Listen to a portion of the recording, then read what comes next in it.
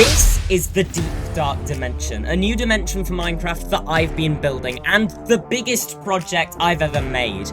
In the previous 2 episodes, we made these 2 biomes that are so unique, but today, we're going to be doubling the size of this place with 2 builds that are completely different and so weird. Before we get fully into it, I recently just hit 600 subscribers on YouTube, and it'd be great if we could hit 1,000 subscribers sometime soon so that I could keep doing what I love, which is making videos for you guys. The first of our 2 builds is the Enchanted Hills, an area of this landscape where the spirits of the dead can still communicate with the living. We of course need somewhere to build this, so I quickly whip us up a platform and do some stalactites on the bottom of it, just like the rest of the floating island.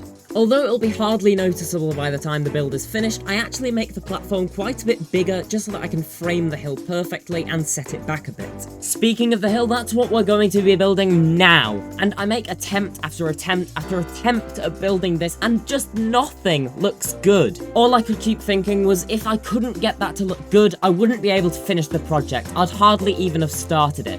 Little did I know, at the time, what seemed like a massive waste of time was the only reason the project ended up working. But for now, I want to go and get some renewed inspiration for how to build this hill and see the environments that would inspire people to believe they are in the presence of spirits. After looking through national parks in Britain that have the sort of hills I'm trying to make, I settle on the Yorkshire Dales. This place will also have lots of waterfalls there that we can go and look at for the next part of our project. Having left the house willingly for the first time in several months, I set off on our journey. We're first going to be visiting the intriguingly named Valley of Desolation. My walk took me all the way around one of these hills that has the perfect flat top that I'm looking for. Whilst walking around, I realised that the hill had an understructure of rock supporting the grass. I knew exactly how I could improve my hill. I often associate autumn with the time of spirits because it's when Halloween is, and the yellow and orange canopy of the trees gives such a magical atmosphere.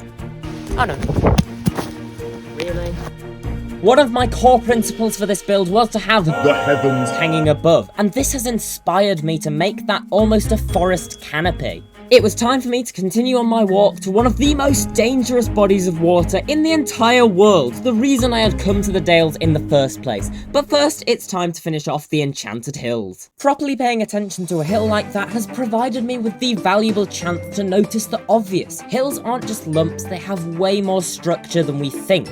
So I start off by adding an understructure using the plan I made earlier. I can then use my normal landscaping technique of pink concrete powder to blend the hill into the rest of the landscape. Let me also draw your attention to these 2 spike-like structures either side of the hill. These aren't meant to be focal points in their own right, but they're there to frame the hill and draw your eyes upwards towards the heavens that will be above, which is what we're building next. I add a stone circle on top of the hill with a pool of water in the middle that our survivor from the shattered landscape from last episode used to survive the apocalypse. And now it's time to pull on my mistake from earlier, because deleting the landscape I made the first time round actually left me with a wonderful height map of this hill. That's right, the reason this build works so well is because it maps over all of the little ridges that the hill has anyway. Finally, after building some trees that have been allowed to survive in this biome and spreading them around with some tulips and some mushrooms, the main build of this area is done. But of course, there's still the small matter of those spirits that I mentioned earlier. Using command blocks to create particle effects a certain number of blocks above different mobs I have hidden underground, I make 3 types of spirits. Our first types move quickly and tend to stick together in groups because they use the AI of dolphins. Our next type moves up and down as it moves along, creating a wavy pattern, occasionally swooping down to the floor because they use the AI of bees. And our final type is large, staying high up in the air and moving slowly because they have the AI of the alley. Finally, I add a mini boss battle for the areas that each of the spirits are in, and this part of the project is complete. Before we move on to the next part of the project, which is even cooler than what we've managed to make here, let's take a look at the finished Enchanted Hills.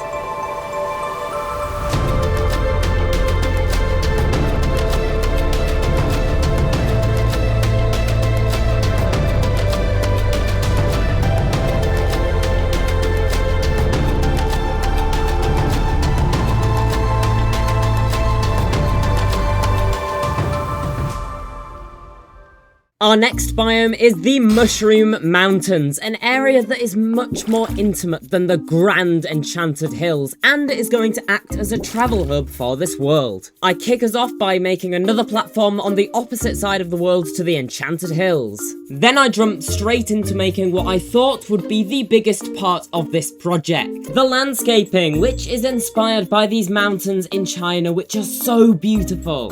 I built them in a way that it almost looks like different layers stacked precariously on top of each other, which, to be fair, seeing as I use a cylinder brush to build it, they kind of are. You may also notice that they're separated from the shattered landscape by a river, which we're going to work on a bit later and in some future episodes. But first, it's time to work on some other waterfalls. I use diamond blocks to lay out where I want the waterfalls to flow, and then I paint the landscape. Many of the reference images that I looked at for this build included bridges high above the treetops, so I decided to replicate some of these. I use red mangrove wood slabs, trapdoors, and fences, and the bridge is extremely thin, only 2 blocks using fence gates to make the edges. To add more detail to this, I add some dripstone and some chains and some lanterns hanging off the bottom of them. Next, I build 2 houses on top of the hill that are vaguely inspired by Chinese architecture. They're going to hold some of the special loot for this biome and maybe some enemies. This Chinese gateway I'm building now, I dot around the landscape, and we're going to use it as a portal for fast travel around this world later on. I also make a larger variant of this, which is going to have a special purpose that we're going to add in a future episode.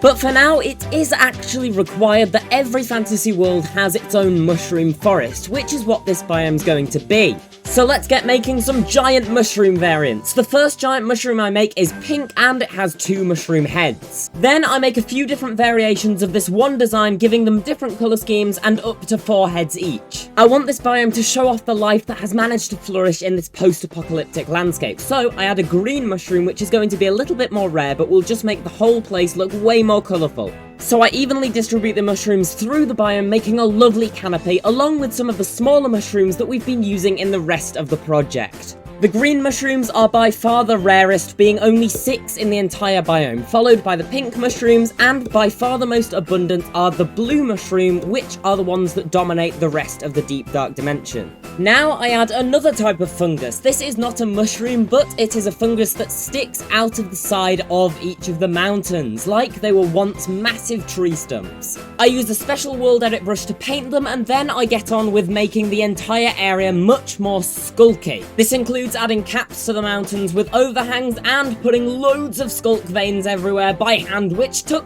ages. But for now, let's return to one of the most dangerous bodies of water in the world in the Yorkshire Dales, because next we're going to be building the river. I walk down into the Valley of Desolation to look at some of the waterfalls that I was talking about earlier to see how I can make mine look a little bit more realistic. Real waterfalls are almost entirely white and foamy, which we can't really do in Minecraft because that many particles would crash the game. But I do hope to add some particles to make it a little bit more realistic. We're on top of the waterfall now, you can hear it roaring below. It was at this point that someone told me the Valley of Desolation is called the Valley of Desolation because of a huge storm that ripped away most of the trees, and considering the weather, I decided I wanted to move on to something that is of course much safer, one of the most deadly bodies of water in the world. This is the Bolton Strid, which gets its name from the riverbanks, or rocks in this case, being so close together that you would be able to stride from one to the other. Although you wouldn't think it, anyone who's ever fallen below the surface of this body of water has been killed by it. And in 1988, a couple on their honeymoon were swallowed by the Strid when the water level rose by 5 feet in less than 30 seconds. What makes the Strid so dangerous is that the massive river is forced through the gap between these 2 rocks, making it flow extremely quickly. This, combined with the 2 slippery rocks on either side, its ability to rise extremely quickly, and the way it looks like you could just step across, leads it to being extremely dangerous. And extremely narrow gaps between 2 rocks is kind of the Shattered Landscape's thing, which is why I want to add a Strid on our river between the Shattered Landscape and the Mushroom Mountains.